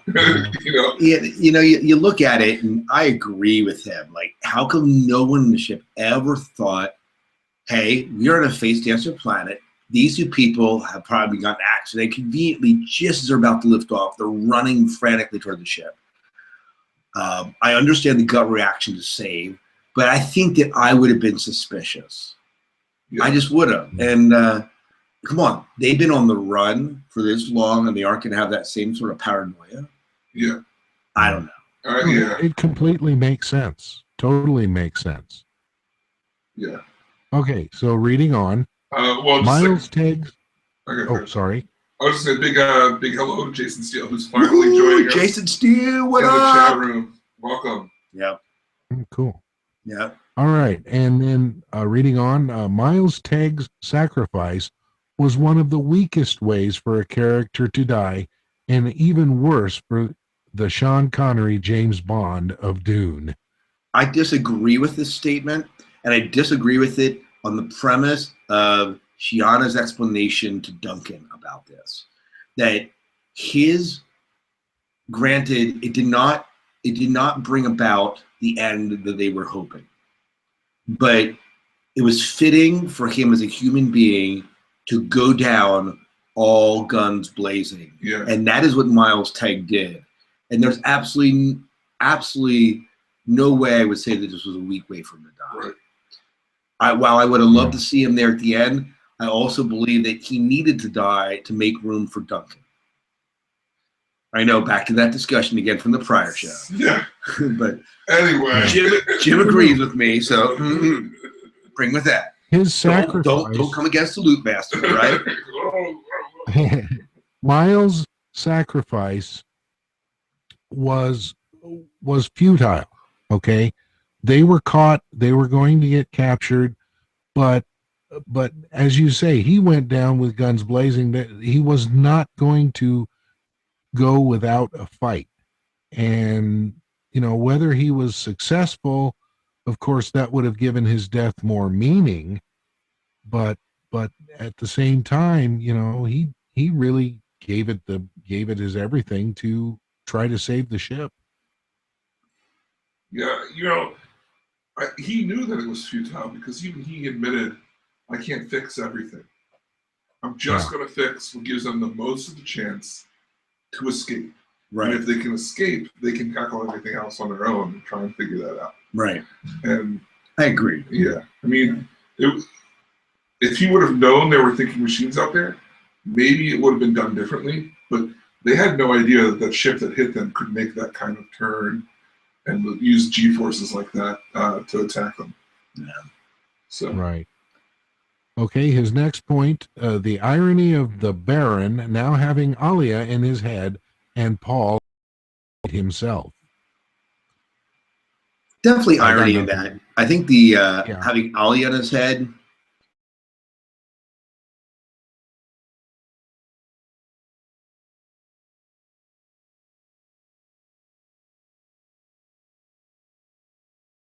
I don't know. Yeah. Did we lose Jim? No, Jim's out. Jim, your video feed cut out.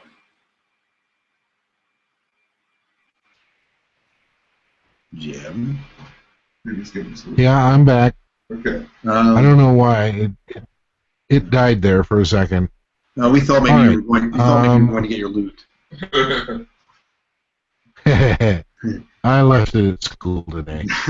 All right, so the next point, the importance of the flawed Waff. How much of an impact he had on the universe and how he accepted his end. I talked about how I like that in the main show. Yeah. I thought that was good. I like the turnaround. Yeah. Okay. His impact So, in the impact in the universe certainly is there. Yeah. I mean, I didn't feel like it was universe-wide impact as much as just he was an end battle character. Right. He wasn't just a character that set out like you would have expected him to. So, yeah. Anyway. All right. Even with the wrap up, including Duncan and Marbella back together, at least professionally, and Shiana working along with Skytail, we still don't get to see the bigger picture of what the universe is like under the rule of Duncan, the rightful and ultimate Kwisatz Haderach, except knowledge of him instructing cleanup crews to terraform planets. So, I guess he's, I don't know. The story's got to end at some point, right? Right. Yeah. There's always more. Like, I find a good story when it ends, I'm satisfied with the end, but I always wish, I wish I could see this planet or the storyline in a few years to see what the results of this was. But it's not. Yeah. There's no real plot to it. It's just kind of like this wishful thinking of saying, well, how's the universe? So we don't have a story really, unless we create some sort of conflict in it. Unless you pull a full Farscape and do what they did at the end and have the perfect ending to a TV series. Have you seen all Farscape? I've seen up to season 2.5. Have you seen it? Tim? You haven't watched it. I have never watched any of that. One, it's my favorite sci-fi series of all time. I know that. I think we've been down this road before. But anyway, they knew it was going to be canceled, so they turned the main characters into crystallized pebbles just as they were about to kiss, and then so to be continued as they just crumbled into little pieces. And they knew the show was canceled, so they were just like, "Forget about that. There's more to happen, but you'll never see it." So anyway, and that's why they came out with movies and so on. Yeah. When that was on the television, I was studying for a master's degree, and with the price of tuition, I darn well will tell you that I was studying.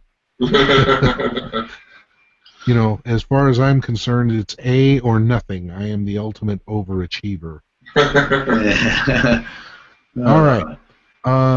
So he goes on to say, I give this book a 3 out of 5. I had to finish it, but found myself bored in some places and underwhelmed in others. I am glad that we at least get the Schools of Dune series. The likelihood of anything other than that is very slim, and the Dune universe appears finished. It really helps to go straight into the Legends of Dune series right after this, because all of the tie-ins between all the Brian Herbert and Kevin J. Anderson novels. Thank you again for the podcast, guys. And thank you for writing. He brought up a point that we didn't talk about during the main show. We talked about it for Hunters. Could you read and get everything you needed out of Sandworms of Dune without the prequels? If you didn't read Legends of Dune, if you didn't read Legends, go ahead. All right. We wouldn't know who Norma Senba is, for one, and why she's important. Yeah, exactly. You would barely know Ammius and Erasmus. Yeah. I'm not sure. Let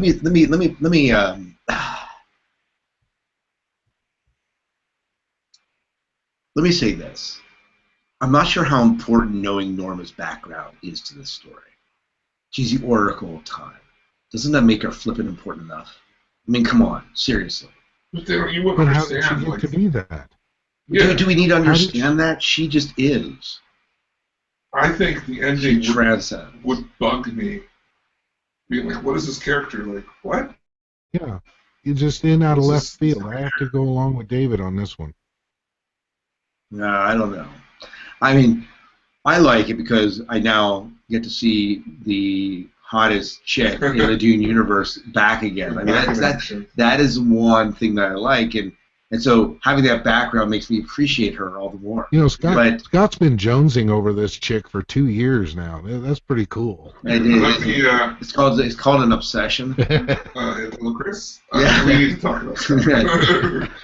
Yeah, talk to my wife about it. I don't think she would get too shook up. It's a fictitious character. Right.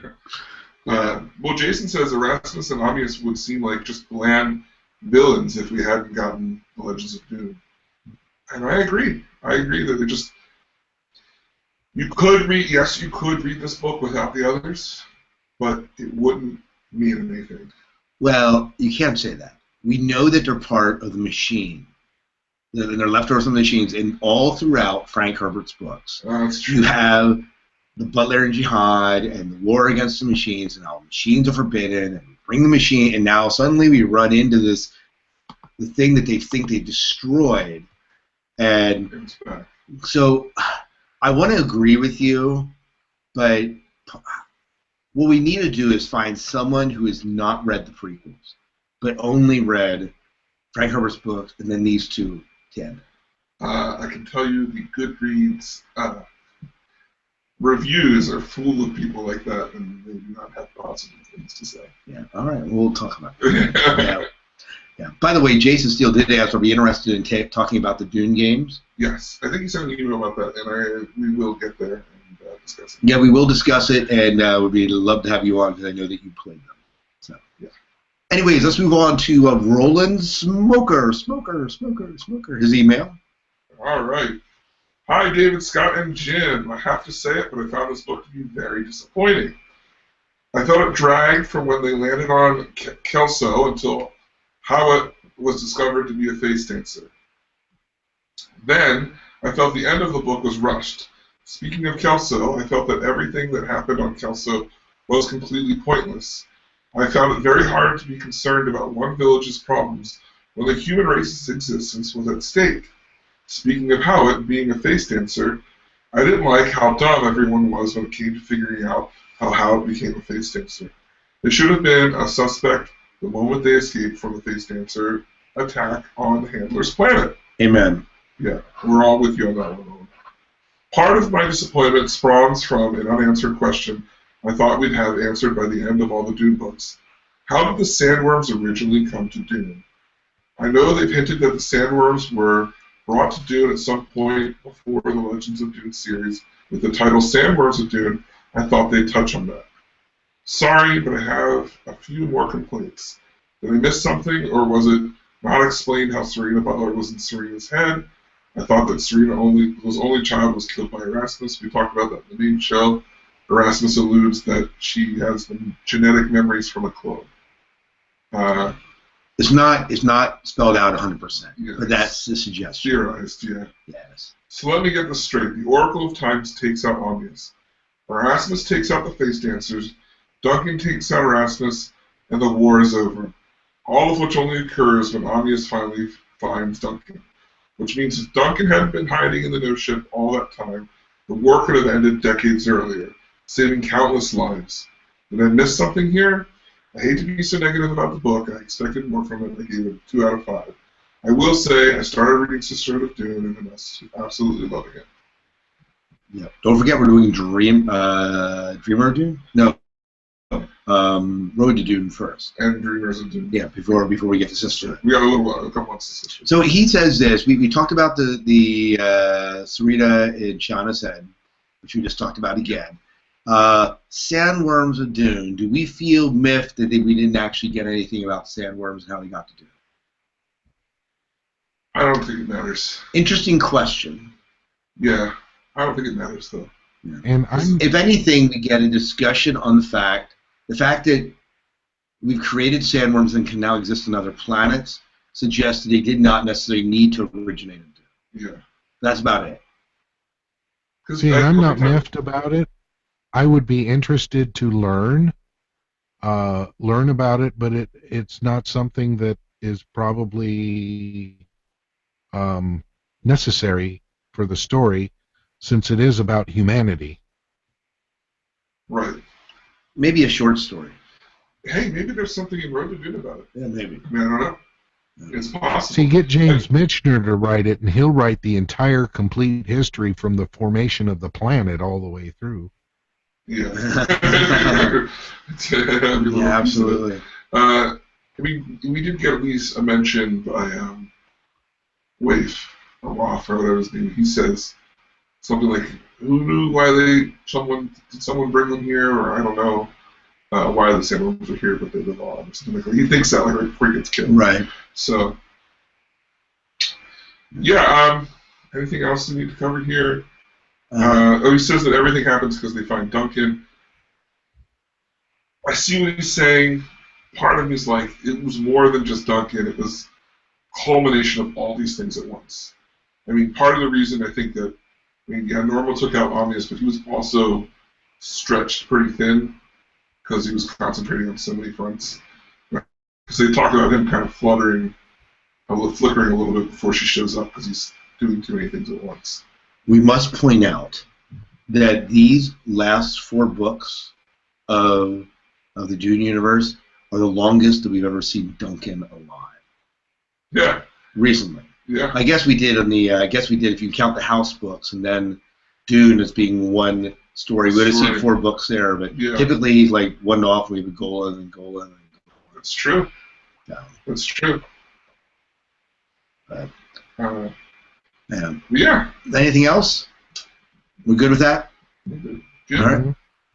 All right. So this was a short comment posted on our website, and it was Matt. And he said, "No way God Emperor of Dune is the black sheep of the Dune novels."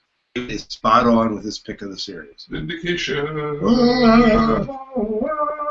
Who didn't like God Emperor of Dune? Was that me?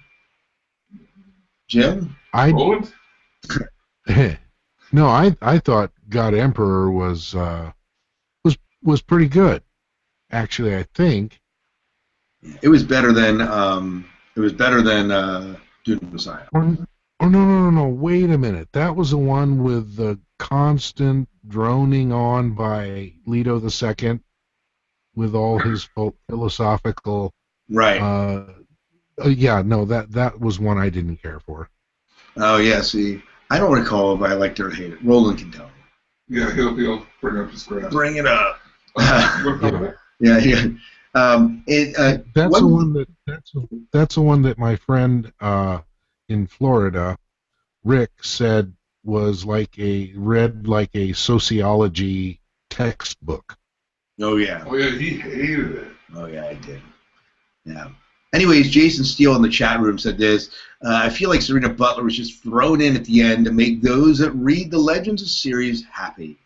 She really didn't do much. I was hoping they would have made her somewhat important, like coming back to have a convo or confrontation with Erasmus. Well, we apparently liked it, Jim. We gave it a 4.5, so our memories are bad. I gave it a 5. Yeah, I can't. Then I can't remember. There was one that I just did not care for. Yeah. Well, you hated Children of Dune. Maybe it was Chapter House or Harry. You hated Children of Dune. Yeah. I'm pretty sure. Well, anyways, what do you think about Serena Butler being unneeded? Did we need to bring Serena Butler back? No, I mean, the moment she talks to Erasmus was kind of cool, but her guidance for Shiana was kind of neat. But she did feel thrown in there because, again, it brings us back to, why is she there? Right. The only way that the only connection you're going to have is that the Butlerian Jihad is named for her, and that's referenced throughout the Dune novels, and it brings a connection to that. But I agree. I don't think it's necessary. Yeah. I don't know why having her is important. Right. So. Well, that brings us to about reviews.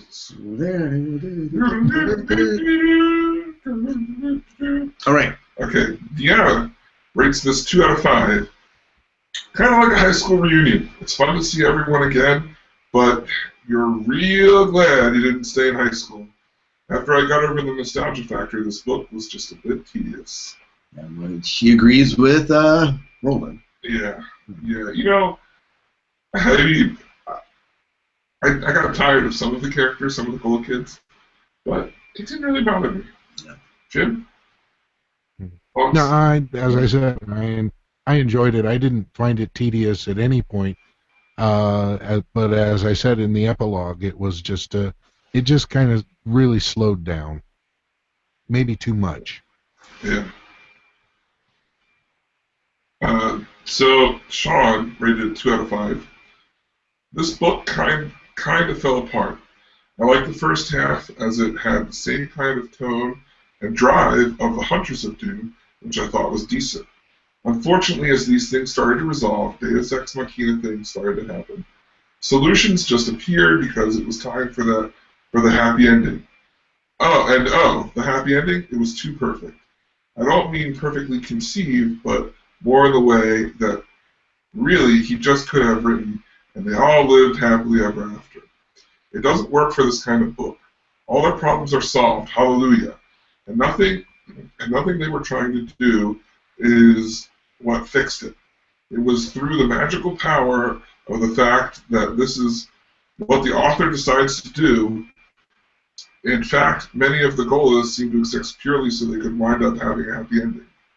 They served no other real purpose. Now, it would be easy to hate Brian Herbert. This was a tremendous series, and his ending just didn't cut the mustard. I wasn't even going to read any of his books until I found out he finished the main storyline as left hanging from the chapter house. He had the unviable task of trying to please fans of a wonderful work he didn't create, armed with nothing more than an outline. I respect him for trying, and really, though it wasn't the ending I hoped for, there's some closure in having an ending at all. Also, who is to say Frank Herbert's planned ending would be amazing? He left the outline pursuit of a lot of these ideas, and they were his. Never know his version. Only with Brian's. It falls short, but that's forgivable. You know what? I like the respect that he gave Brian. I do. I agree with that. What about this? The thought that everything's just conveniently resolved. Well, I think I mentioned in the main show that I felt the Golas all had a purpose, and I didn't like that. Every single one of them had a reason for being, and they all clicked off their reasons. Well, you know, I understand that, but you aren't going to write character. A good author's not going to write characters into a story that have no purpose. Right. So that's the flip side of it. Yeah, but I think for me the part was that they kept telling the kids they had a purpose and a reason, and that's the part that made me weary when it came down to them finally fulfilling that. If they would have just been like, "Oh, we made these Golas," because they're like, "Yeah, I don't know how I could be satisfied," but I get what he's saying there, even though I don't completely agree that it ruined the book or anything. Jim? Yeah, I keyed on where he says, and the happy ending. It was too perfect. We have been reading books for nearly 2 years now, and nobody has been happy. And I'm not going to complain about a happy ending because at least everybody is, it's worked out, for crying out loud. Go ahead. I kept finding myself rooting for characters that hey, geez, I hope they can catch a break here, and they never do. Yeah. Yeah. I understand that, and I think I said this in the main show. There is a sense that everything is just maybe wrapped up just a bit too neatly, and that's just not a reality in any story in any life. So, in only that regard would I agree with him. The happy ending did not bother me. I was happy to see Paul and Chani out in the dune. I was happy to see everyone getting their act back together. Yeah. And them learning to live with machines. It just, I agree with them just a little bit. No. You know, I have to go back to what Jim said about how no one's been happy. And I realize now that that trained me to look at this ending with an eye for cracks. And when I read the ending last night, I remember thinking, oh, they could make a sequel from this. Oh, I can see how this could go wrong. And can we trust the new, like, independent robots? How independent are they? You know, all of these little things, like, would the Sisterhood start fighting eventually? 5,000, because how long this journey has been, it's been thousands and thousands of years. I'm thinking, 5,000 years down the road, the Sisterhoods are like mortal enemies now. You know, they kind of degraded away from each other or something. So I both applaud that because it sparks imagination. At the same time, I feel that it kept me from enjoying. Maybe it protected me from enjoying a happy ending. But David, wasn't that the point of the whole journey here? Was to find an alignment of humanity that could get along with the machines and bring peace to the universe. Yeah, it was. I mean, that's the golden path. So. Yeah. In a way, that's still the message for us today. You know, how can we coexist with our machines and still have peace? Yeah, with each other. Yeah, and still have peace. Yeah. So, well, moving on. Jeremiah rated the book 4 out of 5 stars. Once again, Brian and Kevin provide us with a dumbed-down Dune novel. That is not to say that it is bad. It is entertaining, after all, but don't expect to be moved to many places at once. Sandworms is a must-read for Dune fans that have slogged through all the others simply because you need to know how it ends. For me, the conclusion was satisfactory, and I can finally say that my seemingly insatiable thirst for the desert of Dune has been thoroughly slaked. After 14 Dune books, which I believe should be collectively known as the Dune Saga, or the Saga of Duncan, Idaho, I am fairly sure that I am the Quizacata. Absolutely. Yeah. Yeah. Yeah. The guy's the Quizacata. I can argue with him. Yeah. I guess it is dumbed down, but I have to say, I was so relieved for the dumbed down books after the last 2 Frank books. Yeah, I mean, there's no doubt you're getting a different type of book. Right. So. Yeah, and I hate to say dumbed down. Yeah. Streamlined maybe, but not dumbed down. Right. Right.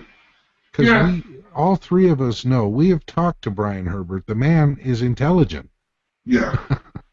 Yeah, he is. I dumbed down as a wrong.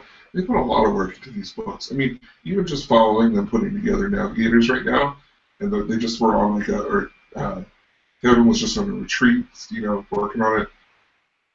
Yeah. It's not like they're just like, let's slap some stuff together. They put a lot of work into these books. Yeah. There's no escaping that. So, anyway, any other thoughts? I mean, that kind of brings us to the end of the listener feedback. It do. I think so. So, just a reminder, we will be reading Road to Dune for the next book.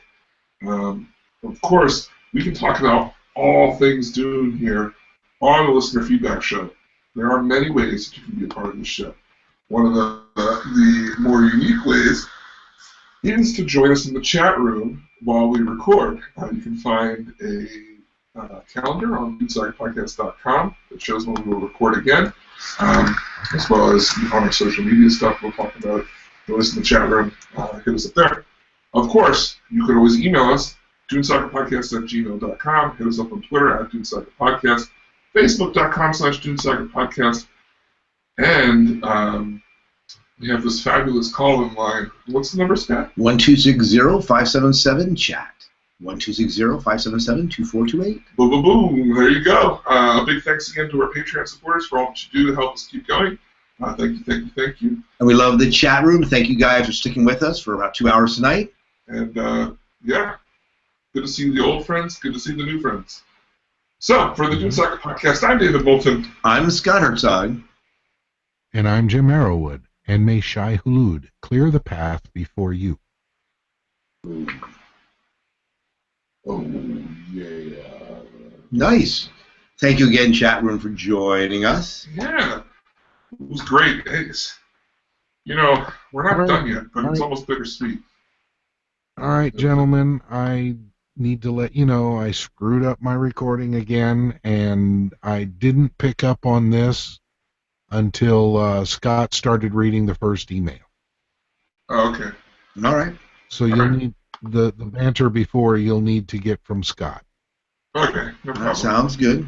No problem. Okay. That's easy then. Don't take down the stuff that's up next to me.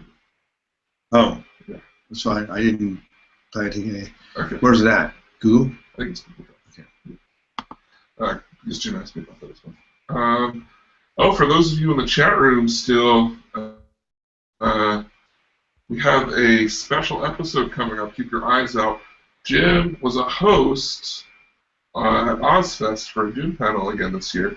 So we have that recording for you guys to listen to. That should be pretty cool.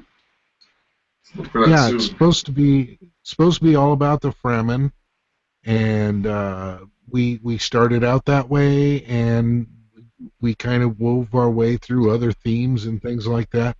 I thought it was a really good panel. Yeah. You know, you guys, do you think that we've reached, like, professional Dune fan level at this point? Like, do you think people could come to us and be like, let's go to the experts? Dune experts. That's funny. Maybe to some degree. In my head. In your head would be. Really, what I would say, I don't know. Check with Roland. Yeah, definitely. That would be nice. So. Gosh darn it, I missed all of that, David. Professionals, what now?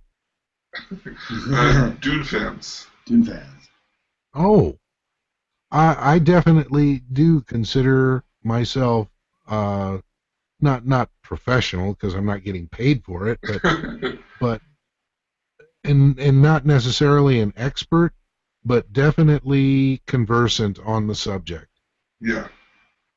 Remember back in the day? Because I'll tell you what, that first panel I did with those two guys, they were talking circles around me because they had read all the books. And this last time, I think I hung right in there with them. Good. It was a learning curve, you know? We were all growing. So anyway, we will discuss when we record again off the air, and we will let you guys know. So thanks for joining us, chat room. All right. Yep, thank you, and we'll be seeing you a little bit later. We're just going to turn the live off, Jim. Bye, guys. Thanks. Wait, hold on. Hold on.